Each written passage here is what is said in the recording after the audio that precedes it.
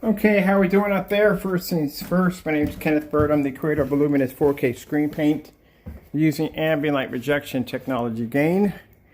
I am still working on the giant monster screen downstairs in the basement.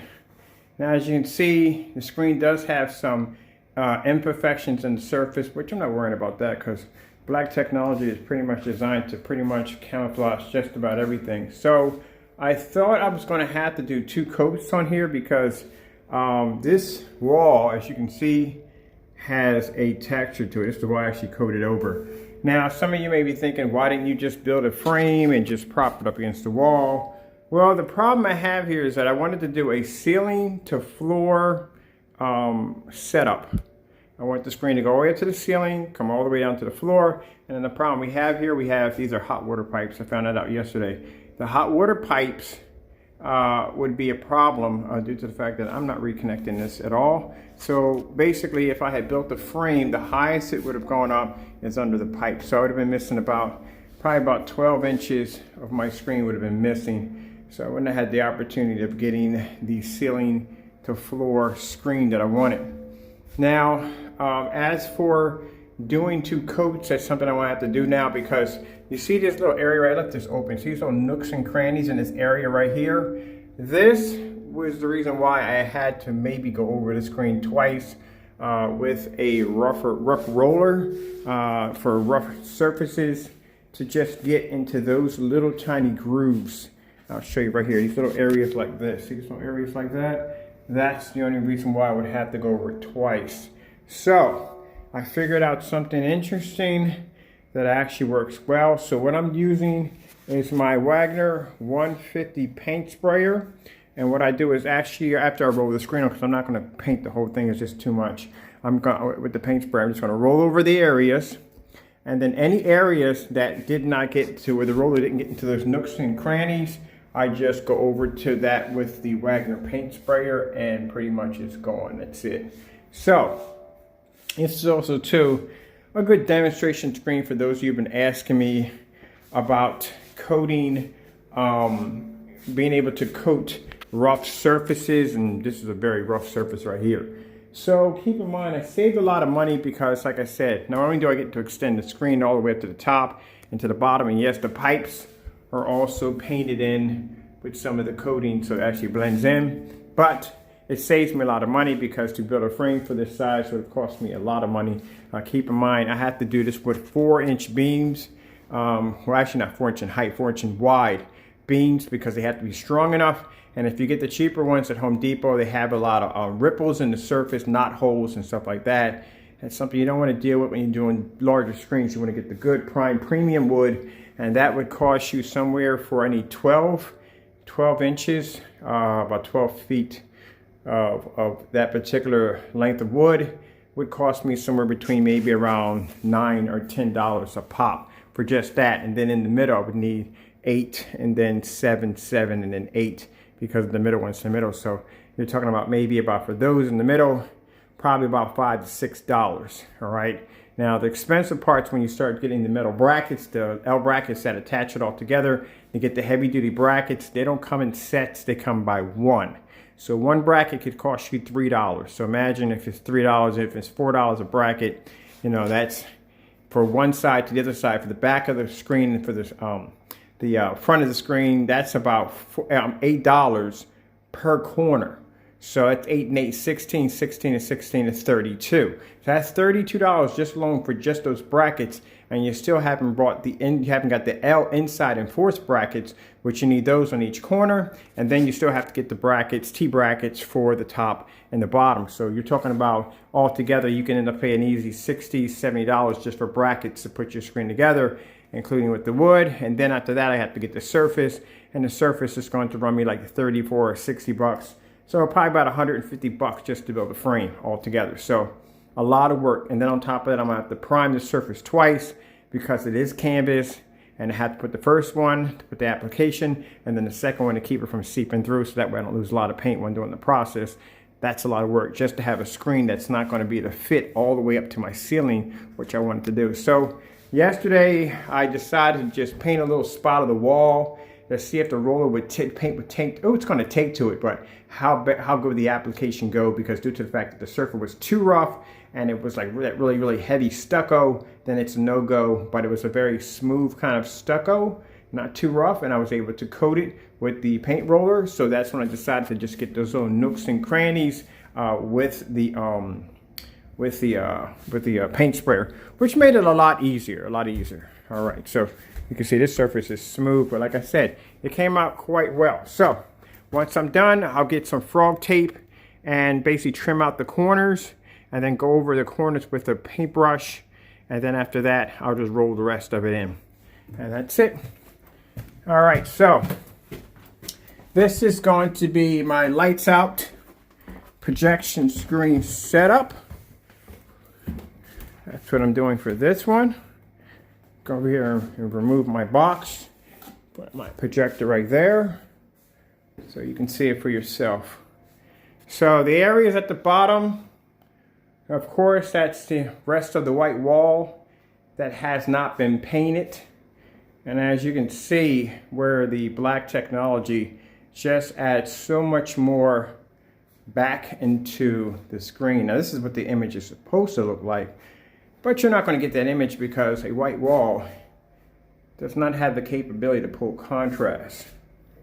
And without that contrast, you're just getting a washed out image. That's pretty much what you're getting. Nice washed out image. But just look at the screen all the way around. Let's come over here. We got the water at the top, forming at the top. See the water forming at the top. See how washed out it is around the edges? And that's something you don't want when it comes to your screen. You want it to look realistic as possible.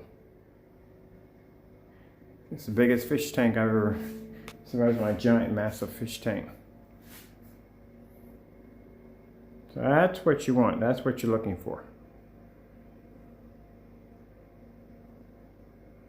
That's the beautiful thing about our technology. I can show you on a massive scale, a ceiling to floor scale on exactly, even just not doing the edges, what you're missing from your screen. All right, and I think upstairs, those are the last of the wallpaper screens. If you're waiting for your wallpaper screen, it will be there. We're shipping them out next week.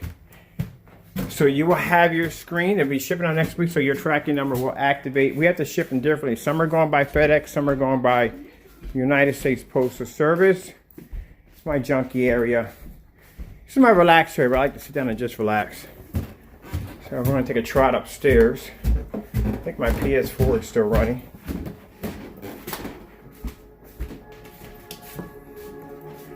Yeah, it is. PS4 is still running. It's over there.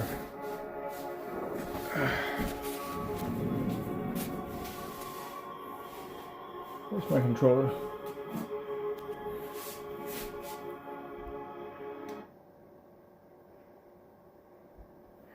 Oh yeah, it's been running for a while.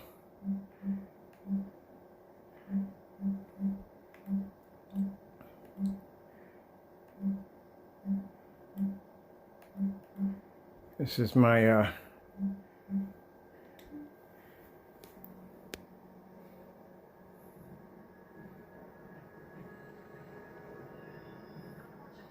this is the wallpaper screens. People been asking about these wallpaper screens. This is a wallpaper screen. This allows you, for some people don't want to paint, don't want to build, and maybe have restrictions on where you live. You can't paint or basically draw into your walls.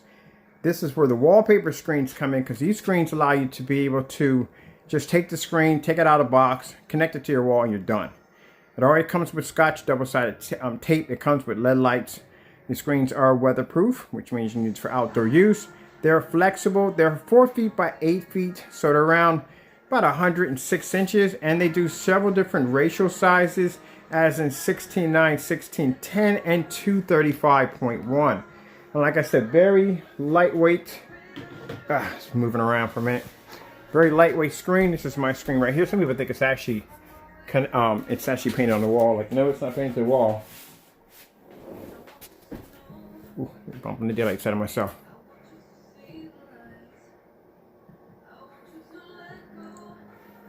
See how beautiful the image looks? Yeah, I'm sitting in my chair right now, so that's why I'm on an angle.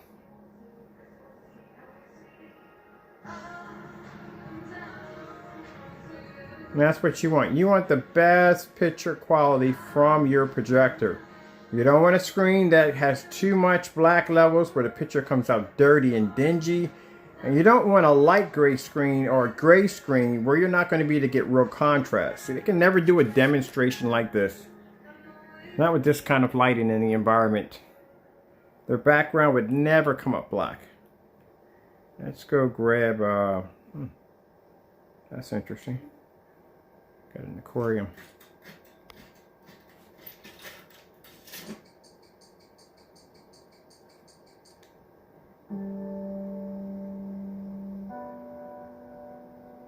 Now see how realistic the picture quality looks? This is what you want. You want a screen that looks like a TV. Somebody came up here and sat down next to me, they wouldn't even know if they were looking at a TV. They didn't see the projector behind me, they would have swore they were looking at a TV.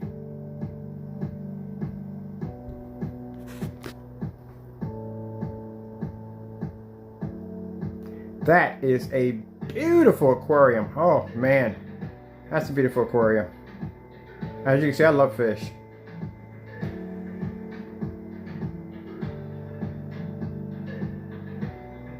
And that's one of the important things of having a black screen that can pull white levels, because you don't want a screen that's going to be so oversaturated with so much, the black levels are so heavy where the image is just going to come out dirty and dingy.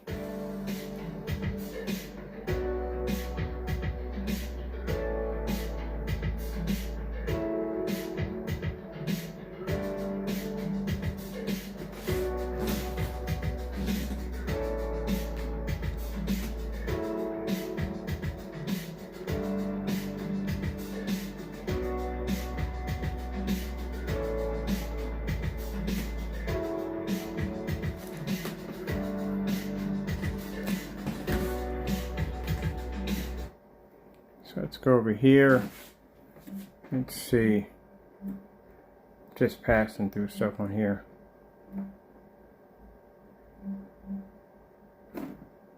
Check out the white levels. How bright and beautiful the white levels are. That's something I never have to worry about, is my screen not having the ability to produce amazing white levels.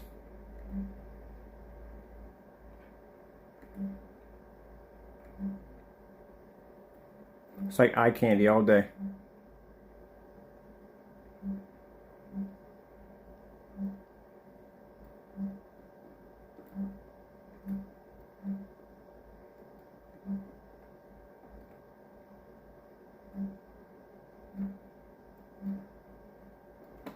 So I'm just going through just some of the stuff I have on my YouTube account, things I look at, things I check out.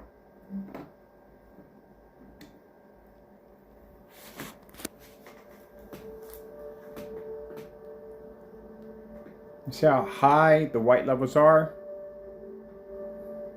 Now when you're looking at a screen, and one of the things, if the edges around the screen, if they are, when it comes to really bright levels, especially white levels, you're doing a snowstorm or something like that, something with a lot of high white levels, if it's dirty and dingy here, if it's dirty and dingy around the edges, like a kind of brownish kind of look to it, that's an indication, or basically the reds are so dark, they're just too dark, the balance is off. That just shows that the screen is pulling too much contrast.